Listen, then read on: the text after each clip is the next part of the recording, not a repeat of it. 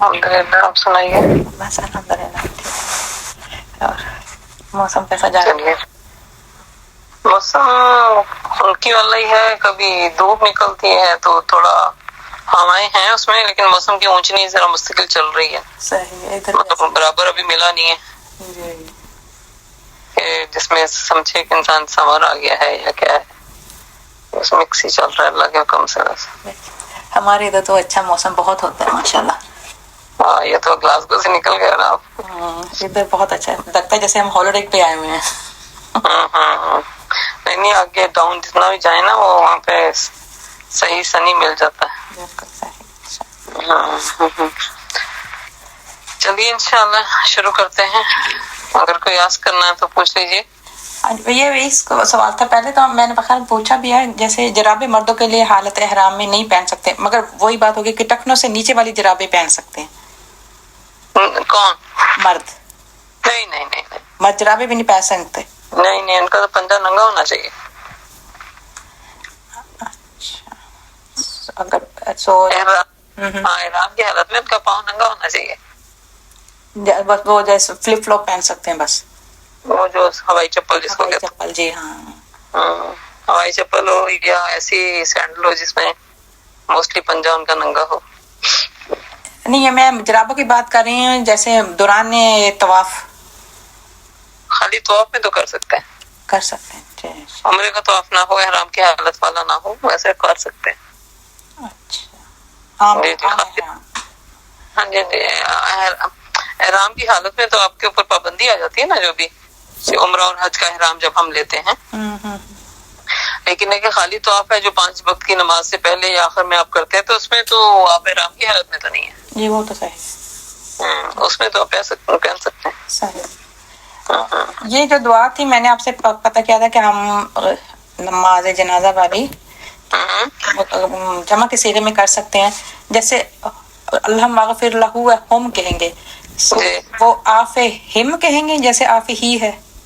ہاں جی، اچھا، ہم کو ہو کو ہم کر دیں گے، ہی کو ہم کر دیں گے؟ ہاں جی، جزاک اللہ خیر، صحیح، بس یہ مجھے ہو رہا تھا، بس یہی تھا 2 سوال۔ چلیں انشاءاللہ سٹارٹ کرتے ہیں۔ اعوذ باللہ من الشیطان الرجیم، بسم اللہ الرحمن الرحیم۔ رب اشرح لي صدري ويسر لي امري واحلل عقدة من لساني يفقهوا قولي ربنا زدنا علما اللهم فقهنا في الدين رب يسر ولا تعسر وتمم بالخير الحمد لله رب العالمين والصلاة والسلام على خاتم الانبياء المرسلين۔ چلیے باب نمبر 7 ہے انشاءاللہ آج ہم شروع کرنے والے، جس میں عمرے کا بیان ہے، اور عمرے کا بیان سے مراد ہے عمرے کی جو بھی وضاحتیں ہیں یقیناً وہ حج میں بھی وہی چلیں گی، کیونکہ احرام کی وضاحتیں ایک جیسی ہیں۔ احرام باندھنا یعنی آفاقی سمجھتے ہو کیا ہوتا ہے؟ باہر والے آفاقی یعنی جو اڑ کے آتے ہیں، جہازوں سے بھی بیٹھ کے آتے ہیں۔ میقات کے باہر سے آنے والے میقات سے احرام باندھے گا، یعنی وہ میقات کی حد کو ہی اپنا احرام لے گا، اس میں جہاں بھی میقات ہے۔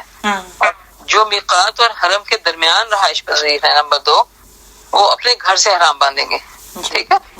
میقات اور حرم کے اندر رہنے والے ہیں، یعنی حرم کے درمیان اور میقات اور حرم کے درمیان رہائش پذیر ہیں، وہ اپنے گھر سے، مگر جو مکے میں سکونت پذیر ہیں وہ عائشہ اور عرفات جا کے کر جی۔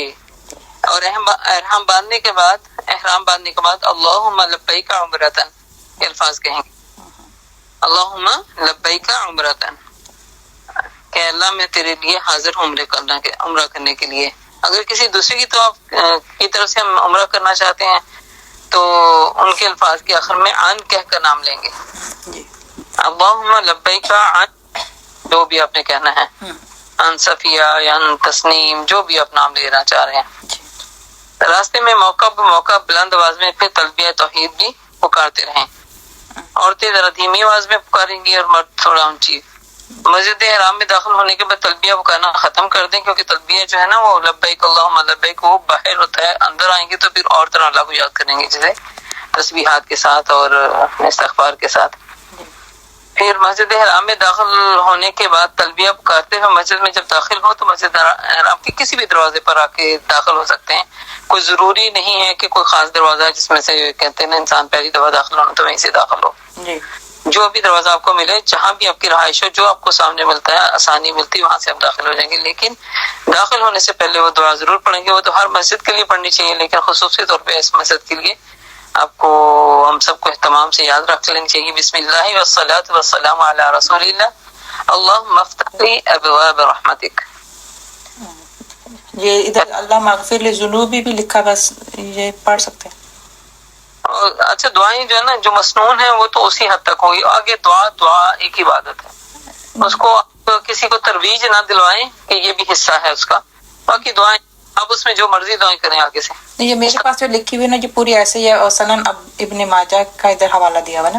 ہو سکتا ہے پھر اس طرح بھی ہو، لیکن جو ادھر میرے پاس ہے انہوں نے جسٹ یہ دیا اور میں نے بھی یہاں کی سنا ہے. ویسے کہہ بھی سکتے ہیں بسم اللہ والصلاۃ والسلام علی رسول اللہ اللہم افتح لی ابواب رحمتک اللہم اغفر لی.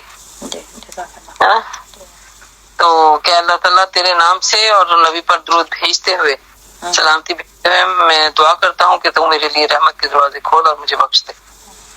مسجد حرام میں داخل ہونے سے پہلے اپنی قیام گاہ یا مسجد سے باہر بنائی گئی وضو کی جگہوں سے ہم وضو کر سکتے ہیں. مطلب کوئی ممانعت نہیں، گھر سے بھی نکل کے کر سکتے، گھر میں جاتے ہیں ویسے بھی کر سکتے ہیں، اگر وہاں ضرورت پڑی تو وہاں بھی کر سکتے ہیں.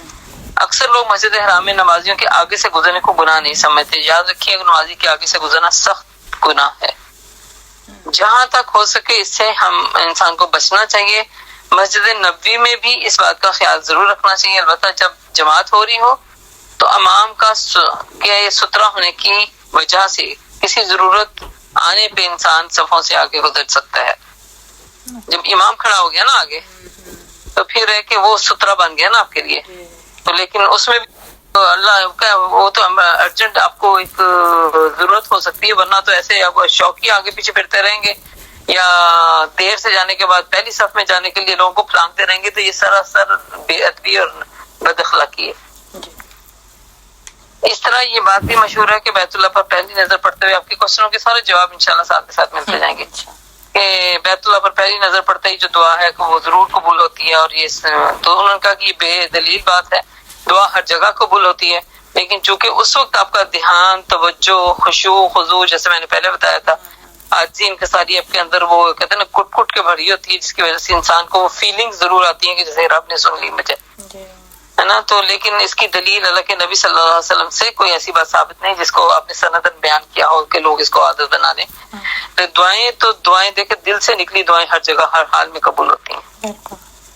تو اور جو کہتے ہیں نا دلوں کی غفلتوں والی دعائیں ہیں جو ہم صرف رٹی رٹائی پڑھتے ہیں بعض اوقات، تو اللہ تعالیٰ تو غافل دل کو سنتا بھی نہیں ہے. تو یہ چیز کا دھیان ہمیں ضرور رکھنا چاہیے کہ جب ہم مانگتے ہیں خاص طور پہ. اسی طرح دعا نماز ایک دعا ہے، جب ہم نماز پڑھتے ہیں مستقل وہ ایک دعا ہے. اس میں بھی اللہ تعالیٰ مجھے اور آپ کو شیطان کے وسوسے سے محفوظ رکھے. لیکن بہت بڑا بھاری جہاد ہے یہ بھی، اس میں اپنے آپ کو مستقل حاضر رکھنا. اور نہیں تو وہ ایک سیکنڈ کے اندر آپ ادھر سے حاضر ہو رہے ہیں، ادھر سے ایک سیکنڈ کے اندر وہ چک کے کہیں نہ کہیں لے جاتا ہے. تو اس میں تو بس دھیان رکھنا چاہیے کہ ہم ہر حال میں جب بھی اللہ کے سامنے حاضر ہوں، اللہ مجھے اور آپ کو سچی طور پہ سچی دل کے ساتھ دعا مانگتے ہیں کہ اللہ تعالیٰ ہمیں اس کی توفیق دے کہ ہم ہمیشہ اپنے آپ کو حاضر میں الرٹ رکھیں. شیطان سے اللہ تعالیٰ ہمیں اپنی حفاظت میں رکھے، اس کے وسوسوں سے ہمیں اپنی حفاظت میں رکھے. پھر ممنوع اوقات جو طواف اور نماز کا حکم، اس کے بارے میں جیسے عام طور پہ کیا ہوتا ہے ممنوع اوقات نماز فجر سے سورج نکلنے تک اور زوال کے وقت اور نماز عصر سے سورج ڈوبنے تک. لیکن حرم کے اندر ہر حال میں آپ بیت اللہ طواف کرنا، طواف کی سنتیں، دو رکعتیں یا دیگر نوافل پڑھنا جائز ہے. حرم کے اندر ایسا ممنوع کوئی وقت نہیں ہے. لیکن عام مسجد سے ہٹ کر مسجد حرام میں نماز کے یعنی کوئی ممنوع اوقات نہیں ہے. یہ سنن نبی داؤد سے بات ہے. اسی طرح مساجد میں داخل ہونے کے ادب میں سے ایک بات شامل ہے کہ اس کو پہلے اس کا حق ادا کیا جائے. مثلا تحیۃ المسجد وہ فرض نماز کی صورت میں بھی ادا ہو سکتے ہیں، سنتوں کی شکل میں بھی ادا ہو سکتے ہیں اور نفلوں کی صورت میں بھی ادا ہو سکتے ہیں. آپ دیکھتے ہیں کہ آپ ایسے ٹائم پہ داخل ہوئے جہاں پہ فرض نماز شروع ہو رہی ہے تو پھر آپ اپنے 2 نفل پڑھنے نہیں کھڑے ہوئیں گے بلکہ آپ فرض میں شامل ہو جائیں گے. اسی طرح اگر آپ کا ٹائم تھوڑا ہے، آپ مسجد میں داخل ہوئے، آپ کا خیال ہے کہ بس ابھی کچھ منٹ کے بعد وہ جو کہتے ہیں نا فرض شروع ہونے والے ہیں تو آپ کی سنتیں رہتی ہیں، تو آپ جا کے پہلے سنتیں پڑھ لیں اپنے. تحیۃ المسجد کا اصل مقصد کیا ہے کہ اللہ کے گھروں میں جا کے اس زمین پہ بیٹھنے سے پہلے سجدے کر لو.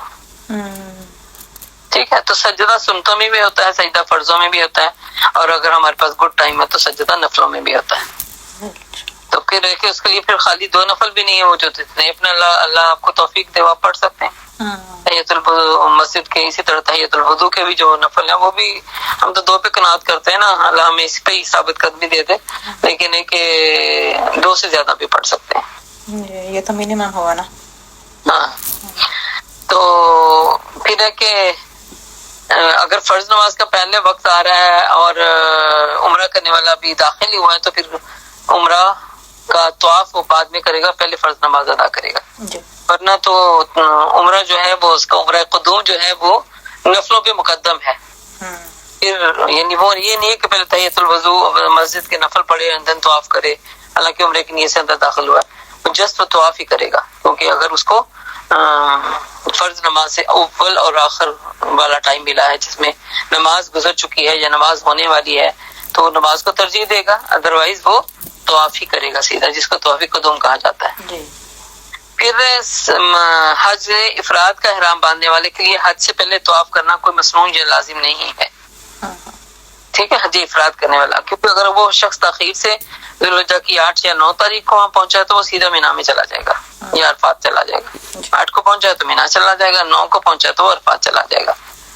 تو طواف کرنے والا باوضو ہو کر طواف کرے، یہ سب سے زیادہ مستحب ہے.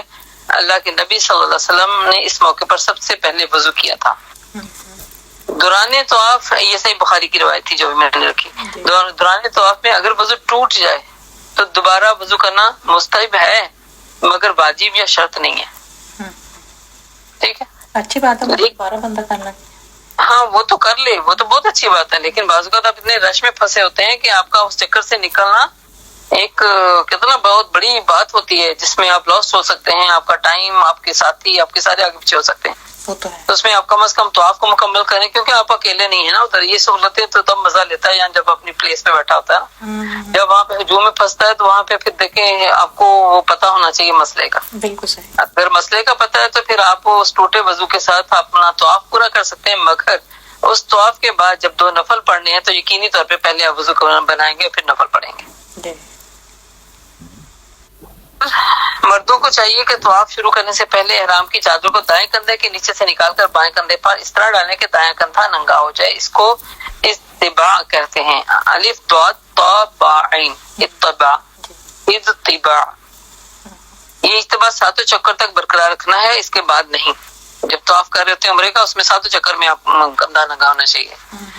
اور محرم مرد کے لیے استباع کی کیفیت اختیار کرنا صرف عمرے کے طواف میں اور حاجی کے لیے طواف قدوم میں ہی مسنون ہے.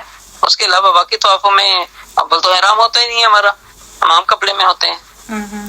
باقی جو اگر طواف کر رہے ہوتے ہیں جیسے اپنے نفلی طواف کر رہے ہوتے ہیں، عمرے حج کا حصہ نہیں ہوتا تو اس میں تو طواف احرام ہمارا ہوتے نہیں. لیکن احرام اگر ہوتا ہے تو پھر اس میں کیا ہونا چاہیے، پھر دایاں کندھا جو ہے وہ ننگا ہونا چاہیے محرم مرد کا. سو حج کے والا جو طواف زیارہ ہوتا ہے اس میں بھی ہے استباع؟ ہاں جی ہاں جی، اس میں بھی کیونکہ وہ بھی ابھی احرامی حالت میں ہے نا. احرامی حالت میں جب بھی ہوئیں گے تو محرم یعنی محرم احرام کی حالت والا مرد وہ ہمیشہ اپنا دایاں کندھا ننگا رکھے گا. پھر طواف کی ابتدا حجر اسود سے کرنے کا مسنون جو بتایا گیا ہے وہ یہ ہے کہ اگر ہم قریب ہیں تو ہاتھ لگا کے ہاتھ کو چوم لیں گے، یا ڈائریکٹ ہمیں بوسہ کرنے کا موقع مل گیا تو ڈائریکٹ بوسہ کر لیں گے، یا اتنی دور ہے کہ ہمارے ہاتھ میں کہیں چھڑی ہے تو وہ ٹچ ہو گئی ہے تو پھر اس چھڑی کو بھی چوم سکتے ہیں. ادروائز دور سے ہیں تو وہ جیسے انہوں نے اب گرین لائٹ بنائی ہوئی ہے نا، آپ کو بہت رش میں جو ہے نا گرین لائٹ کو آپ سگنل کو دیکھیں کہ یہاں سے اس کی جو بنتی ہے اشارہ، تو دور سے جسٹ اشارہ کریں گے، اس میں ہاتھ چومنا درست نہیں ہے کہ دور سے صرف جسٹ ہاتھ کے اشارہ کریں گے. تو حجر اسود کو بوسہ دیتے یا چھوتے یا دائیں ہاتھ سے اشارہ کرتے ہوئے یہ کہنا ضروری ہے، بسم اللہ اللہ اکبر، بسم اللہ یا اللہ اکبر. اللہ کے نام سے شروع کرتی ہیں اور اللہ سب سے بڑا ہے. پھر طواف سے جو اس کے متعلق کچھ ہدایت ہیں، مسائل ہیں کہ طواف کرنے والے کو چاہیے کہ اپنی دائیں طرف سے چلے اور بائیں طرف بیت اللہ کو رکھے. کیونکہ چکر لگانے کا انہوں نے ایک آسان طریقہ بتا دیا نا کہ ہمیشہ آپ دائیں طرف سے موو ہوئے اور آپ کو بیت اللہ جو ہے نا آپ کے بائیں ہاتھ میں ہو، اس سے آپ الٹا روٹیشن نہیں لے سکتے۔ ایک طواف پھر 7 چکروں کا ہوتا ہے اور ایک چکر ہجر اسود سے شروع ہو کر اسی پر ختم ہوئے گا، تو ایک چکر بنے گا۔ ہر چکر کے آغاز میں ہجر اسود کو بوسہ دینا یا ہاتھ وغیرہ سے چھو کر اس کو چومنا اور اس کی طرف اشارہ کرنا مسنون ہے، لیکن اس نیت سے کہ یہ سنت ہے، جیسے اللہ کے نبی کے واسطے سیدنا عمر رضی اللہ کا قول ہے کہ یقیناً میں جانتا ہوں کہ تو پتھر کے سوا کچھ بھی نہیں ہے، نہ تو نقصان دے سکتا ہے نہ نفع، میں نے اگر تجھے بوسہ دیا تو میں نے اپنے نبی کو بوسہ دیتے ہوئے دیکھا تھا۔ پھر طواف کے 7 چکروں کو حتیم کے باہر نکال کے دینا ہے، اندر نہیں۔ پھر رکن یمانی جو ہے اس کے رکن یمانی سے گزرتے ہوئے اسے ہاتھ لگانا مسنون ہے، مگر اس کو چومنا چاٹنا یا اپنے جسم میں ملنا یہ سب غیر شرعی اور غیر مناسب باتیں ہیں۔ تو اگر بھیڑ کی وجہ سے رکن یمانی ہمارے ہاتھ سے مس کرنے سے دور ہو تو پھر اسے اشارہ کرنا یا اس کی طرف اشارہ کر کے چومنا یہ سب کام غیر شرعی ہیں، ویسے ہی گزر سکتے ہیں۔ پھر اس کے علاوہ بیت اللہ کے کسی کونے کو چھونا یا متعلقاً بیت اللہ کو یعنی سمجھ کر مبارک اور ہاتھ پھیرنا، اپنے جسم کو ملنا، یہ سب غیر شرعی حرکات ہیں۔ مگر تو آپ لگا سکتے ہیں، ویسے تو کعبہ کو ہاتھ تو لگا ہی سکتے ہیں نا؟ لگا تو سکتے ہیں لیکن اس ہاتھ کو دوبارہ جسم پہ ملنا برکت کے لیے، اور وہ تو نہیں جائز، وہ تو نہیں۔ ابھی یہی بات تو میں نے بتائی ہے، وہ نہیں جائز۔ ہاں جی، وہ تو سمجھ بھی تھی اچھی طرح سے، جیسے بندہ کہا چلا میری اس جگہ پہ درد ہے، میں اس کی برکت سے اپنی اس درد نہیں یہ سب اس کے پیچھے دیکھے کوئی انسان دیکھے نا، بہت ہی ایک تو محبت کرنے پہ اللہ تعالیٰ نے اسے مجبور کر دیا گیا، وہ محبت چاہتا ہے کسی نے اور اپنے رب کی محبت میں ملوث ہوتا ہے، لیکن اس میں غلب کرنے لگتا ہے پھر، ہے نا۔ تو اس جو زیادتی ہے نا، زیادتی ہر چیز میں جو ہے نا وہ اللہ تعالیٰ کو ناپسندیدہ ہے۔ تو عمل وہی ہے جس کو ہمارے پیارے نبی نے بتا دیا، ٹھیک ہے اس کو آپ ہاتھ لگا کے، جیسے ملتزم ہے اس میں آپ ہاتھ سے ٹچ کر کے اس کے ساتھ اپنے آپ کو لگا کے دعائیں کر سکتے ہیں، رو سکتے ہیں، مگر اس میں ہاتھ پھیر پھیر کے اپنے جسم کو پھیرنا جیسے مالش کر رہے ہوتے ہیں، یہ ٹھیک نہیں ہے۔ جی بالکل۔ اسی طرح پھر طواف میں جو رمل ہے وہ عمرہ کرنے والا عمرے کے طواف اور حاجی کو طواف قدوم کے پہلے 3 چکروں میں رمل کرنا ضروری ہے، مگر عورتیں رمل نہیں کریں گی، اس میں بھی وہ آہستہ آہستہ جوگنگ ہوتی۔ جسٹ مومنٹ، مجھے نا وہ ڈور بچا، 1 منٹ۔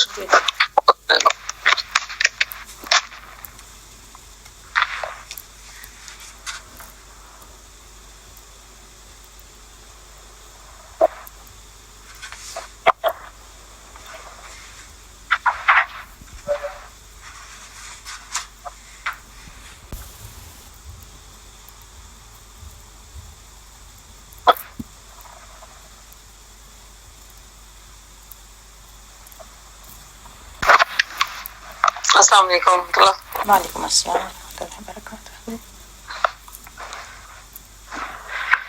چلیے پھر ہے کہ طواف میں جو ذکر اور دعا ہے، رکن یمانی اور حجر اسود کے دوران دعا یہ پڑھنا مسنون ہے۔ اللہم ربنا آتنا فی الدنیا حسنۃ وفی الآخرۃ حسنۃ وقنا عذاب النار۔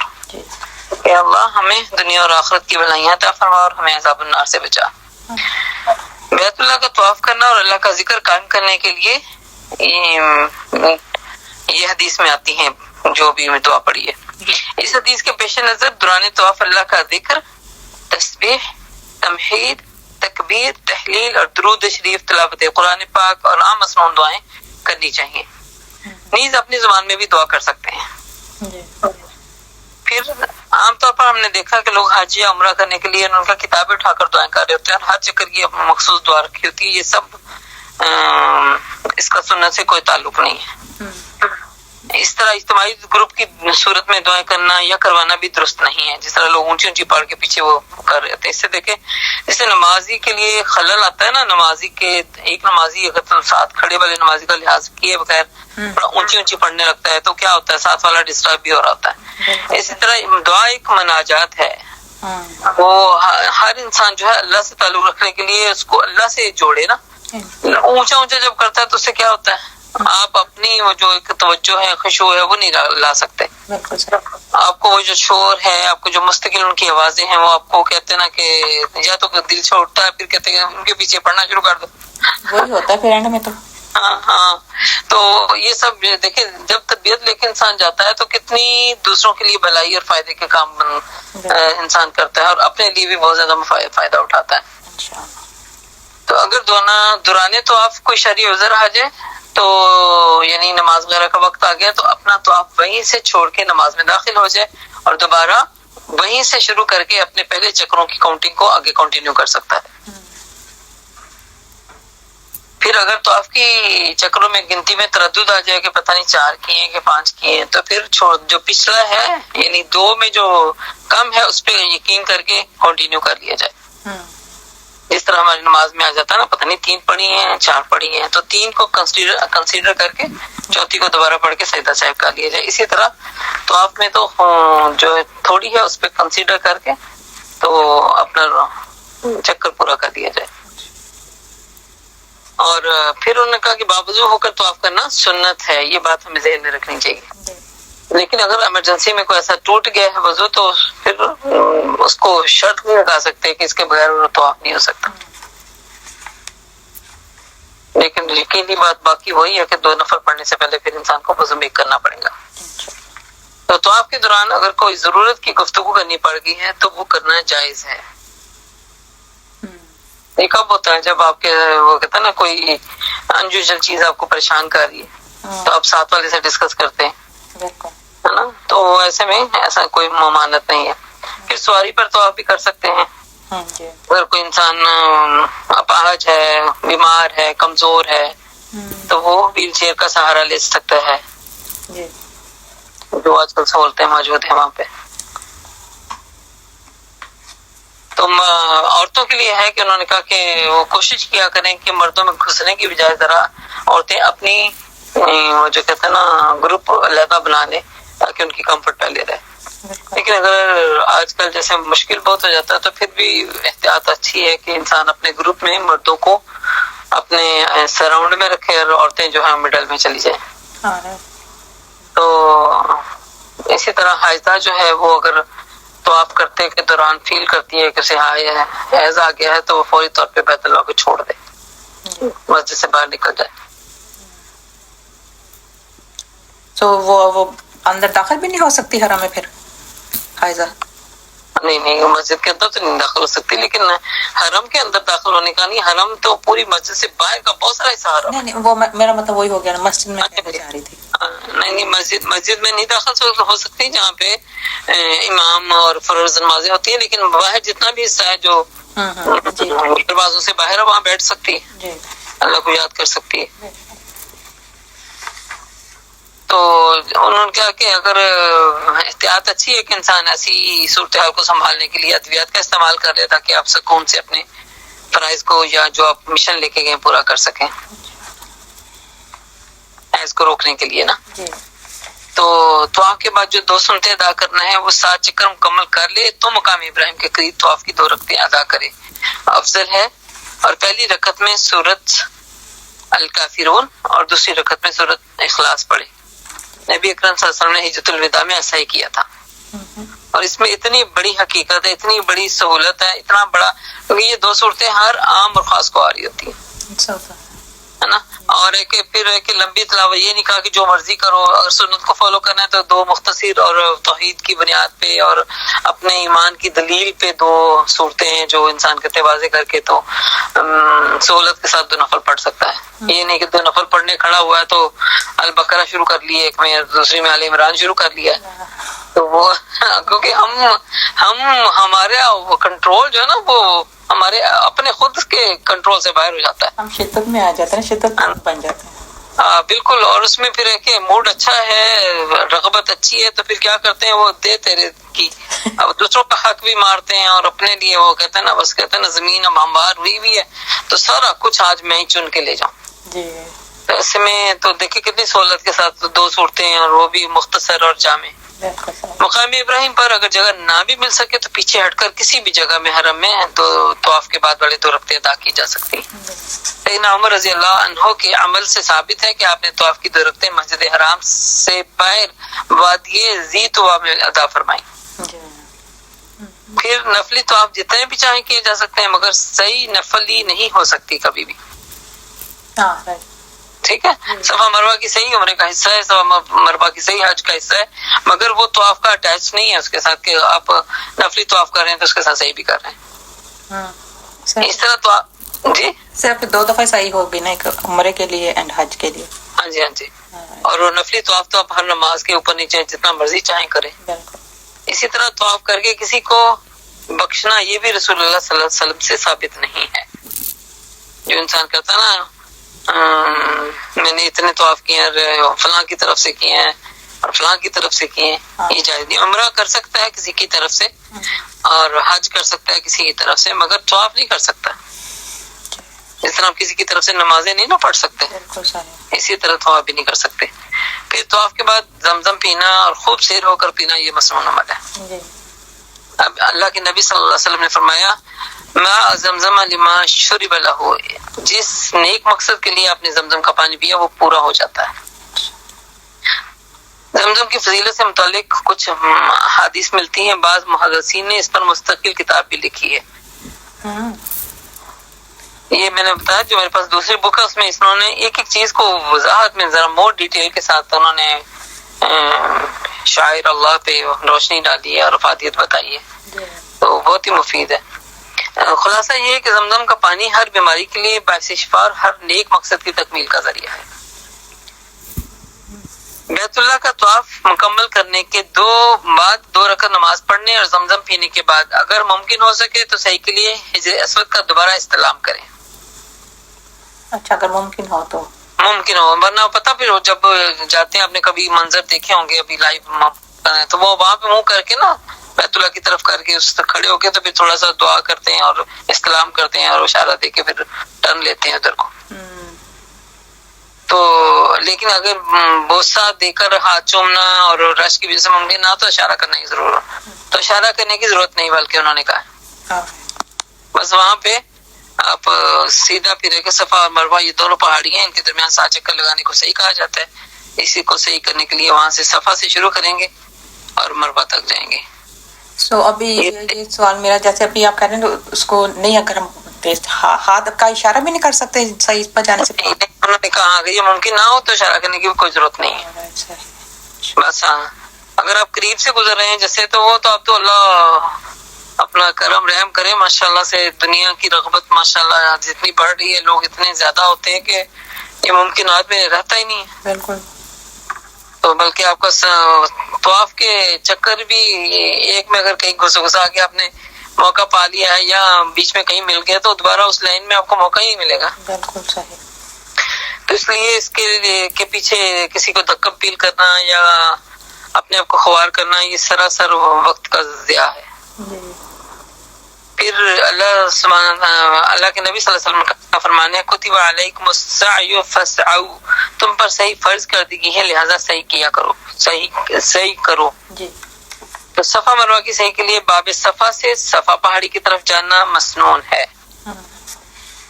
باب صفا سے صفا کی پہاڑی کی طرف جانا مسنون ہے، یعنی جس طرف پہاڑی کا رخ ہے اسی دروازے سے، نہ کہ وہ کہتے ہیں مروہ سے چڑھے ہیں تو پھر وہ صفا کو پا رہے ہیں۔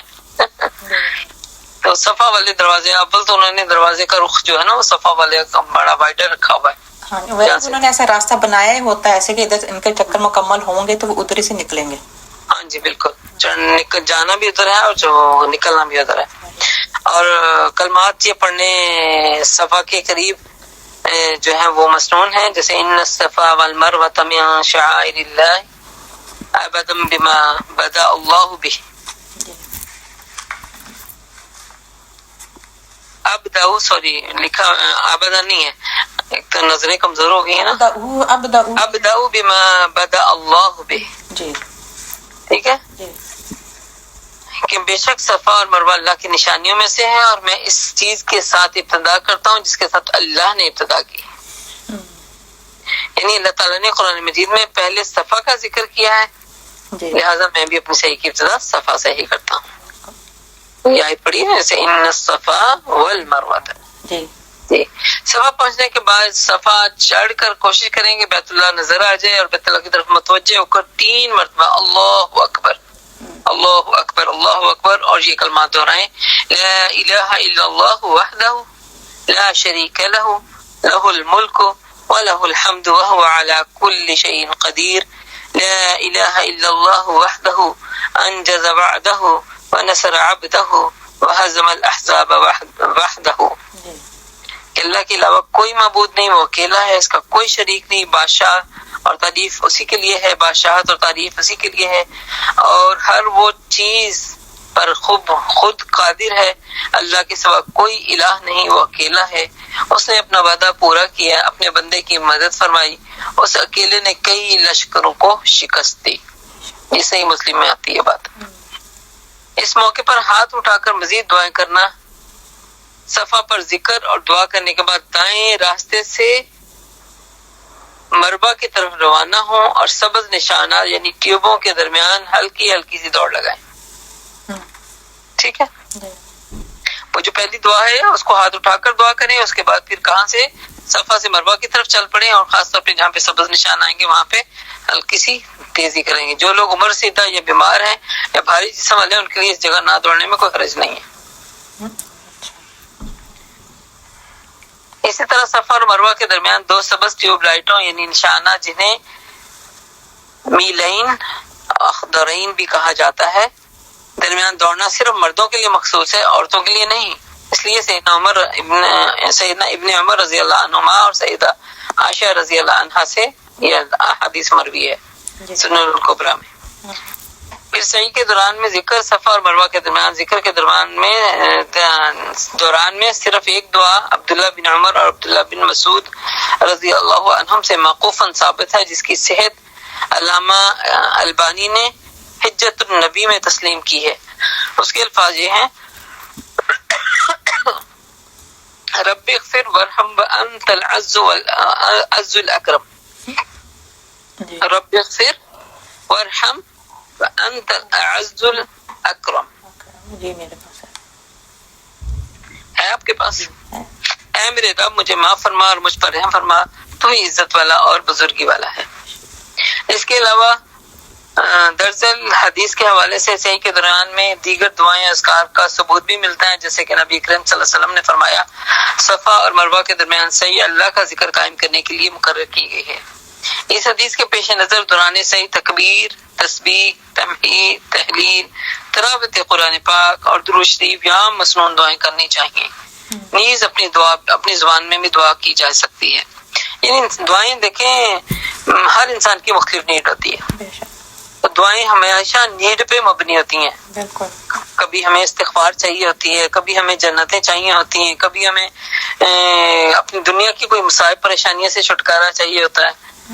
تو دعائیں ہر حال میں جو ہے نا وہ چاہے وہ مسنون دعاؤں کے ذریعے سے ہماری نیڈ پوری ہو رہی ہو تو ان کا سہارا لے لیں، یا قرآن کی دعاؤں سے ہو رہی ہو تو ان کا سہارا لے لیں، نہیں آتا تو اپنی زبان میں لے لیں. پھر مربع پہنچنے پر صفا سے مربع تک ایک چکر پورا ہوتا ہے اور یہاں پر بھی وہی اعمال سر انجام دیں گے جو صفا پر کیا تھے. پھر مربع پر دعا کرنے کے بعد دائیں طرف سے صفا کی طرف واپس پلٹیں گے. مردوں کو چاہیے کہ وہ اسی طرف سے بھی 2 سبز نشانات کے درمیان ہلکی ہلکی پھر دوڑ لگائیں اور صفا پر چڑھتے ہوئے وہی دعائیں پڑھیں جو صحیح کے آغاز میں صفا پر پڑھی تھی. صفا تک پہنچ کر دوسرا چکر پھر مکمل ہو جائے گا. اسی طرح مزید 5 چکر لگائیں اور اسی طرح 7واں اور آخری چکر مروہ پر ختم ہوگا. صفا سے مروہ تک ایک چکر اور مروہ سے صفا تک دوسرا چکر شمار. ٹھیک ہے. مسجد حرام کی توسیع کے بعد صفا اور مروہ کو مسجد حرام میں چونکہ شامل کر دیا گیا ہے، لہٰذا اب حیض اور نفاس والی عورتوں کا ان کی صحیح کرنا جائز نہیں. دوسری وجہ یہ ہے کہ صحیح طواف کے بعد کی جا سکتی ہے. جب ایسی خاتون طواف ہی نہیں کرے گی تو صحیح کیسے کرے گی؟ صحیح کے یہ وضو کا شرط ہونا نہیں ہے، البتہ باوضو رہے تو بہت بہتر ہے. جی. اگر دوران وضو صحیح وضو ٹوٹ گیا تو دوبارہ وضو کرنا اس کے لیے بھی ضروری نہیں. اگر کسی عذر کی وجہ سے چلتے ہوئے صحیح کرنے میں دشواری ہو رہی ہے تو سواری کا استعمال بھی کیا جا سکتا ہے. صحیح کے لیے سائیکل ریڑی کرائے پر دستیاب ہو جاتی ہیں، لہٰذا اس پر صحیح کی جا سکتی ہے۔ پھر میلین اخضرین 2 سبز ٹیوب لائٹوں کے درمیان جہاں سے دوڑ کر گزرنا ہے، اس کے علاوہ باقی صحیح عام معمول کی چال میں کرنی چاہیے، دوڑنا نہیں چاہیے۔ پھر صحیح کا منقطع ہو جانا، یعنی اگر کسی عذر کے باعث صحیح کا سلسلہ روکنا پڑا ہے تو عذر ختم ہونے کے بعد بقیہ صحیح اس جگہ سے شروع کریں گے جہاں سے منقطع ہوئی ہے۔ جیسے طواف ہم کر سکتے ہیں۔ ہاں جی، ہاں جی، جیسے فرض نماز آ گئی ہے، یا ویسے کوئی انسان کو کہتے ہیں نا بعض اوقات ہوتا ہے نا، کوئی اللہ معاف کرے کوئی فینٹ ہونے لگا ہے، اس کو تھوڑا ریسٹ چاہیے، یا کچھ بھی ایسی کوئی بھی عذر آ جائے تو جہاں سے چھوڑا وہیں سے پھر دوبارہ کنٹینیو کر سکتے ہیں۔ تو آپ کے بعد اگر صحیح میں کسی عذر کی وجہ سے دیر ہو جائے تو کوئی حرج نہیں ہے، سمجھے؟ اس کے ساتھ اٹیچ نہیں ہے کہ وہ کہتے ہیں نا سانس لیے بغیر جو اگلا کام کرنا ہے۔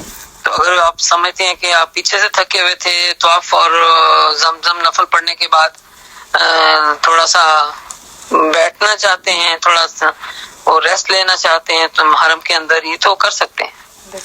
تو اگر اللہ نے طاقت دی ہے تو کنٹینیو بھی کر سکتے ہیں۔ اگر صحیح کے ساتھ چکروں میں شک ہو جائے اور صحیح کے دوران میں چکروں کی تعداد میں شک ہو جائے تو طواف کی طرح کم تعداد کو یقین میں رکھتے ہوئے اپنے 9 چکر پورے کریں گے۔ جو بھی تھوڑی تعداد ہے، جیسے 3 اور 4 کا چکر ہے تو 3 کو کنسیڈر کریں گے، 2 اور 3 کا ہے تو 2 کو کنسیڈر کریں گے۔ پھر حج تمتع کرنے والا تمتع کرنے، اس کو ہر وقت پڑھتے ہوئے میرے زبان تک آ جاتی ہے، حج تمتع ہاں جی یہ ہوتا ہے پیشوئی کی آخری تا پہ۔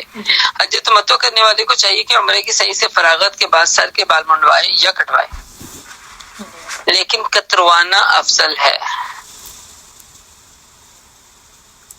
محرم اگر اپنی حاجت خود کر لے، حجامت خود کر لے، یا وہ شخص دو شخص جو ایک دوسرے کی حجامت کر دیں تو کوئی حرج نہیں ہے، دونوں جائز ہے۔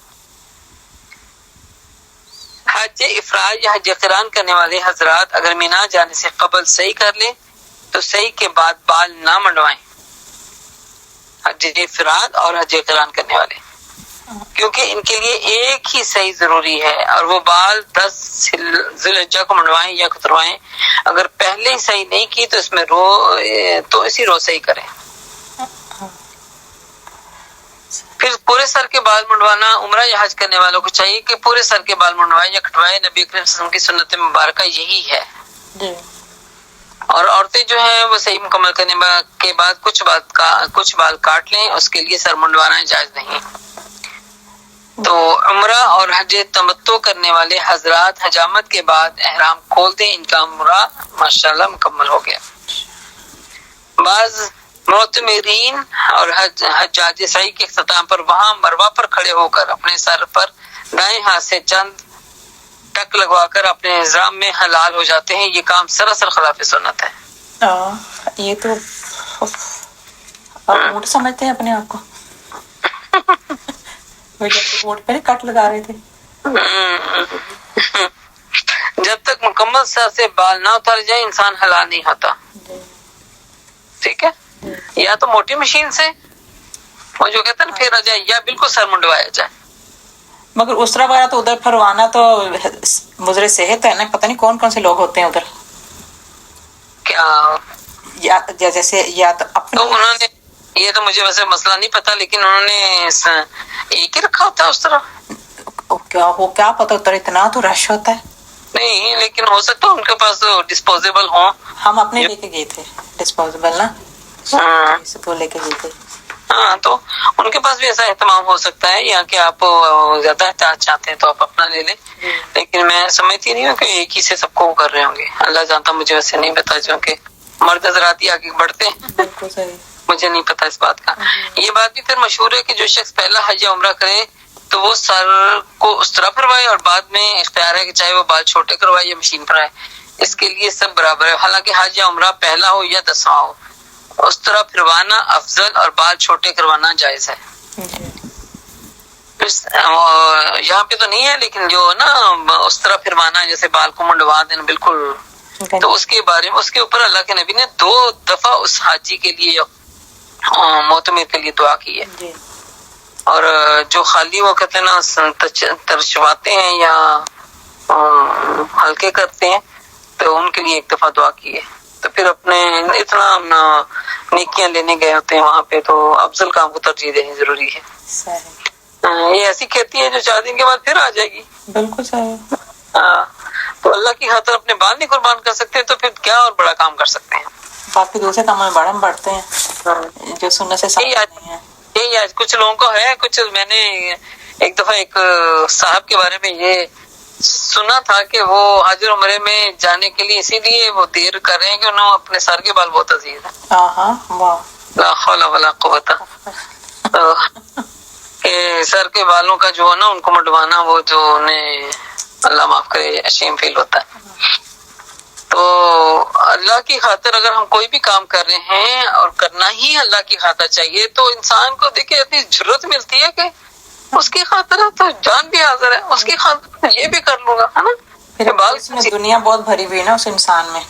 ہاں تو آج اس چیز کے سے وہ کہتے ہیں نا یہ بھی ایک انسان کی نفس کی تربیت کا حصہ ہے نا کہ انسان اپنے نفس کو کتنا مولڈ کرتا ہے, کتنا اس کو موو ڈاؤن کرتا ہے کہ اللہ کے حکم کی تابع ہو جائے. بالکل.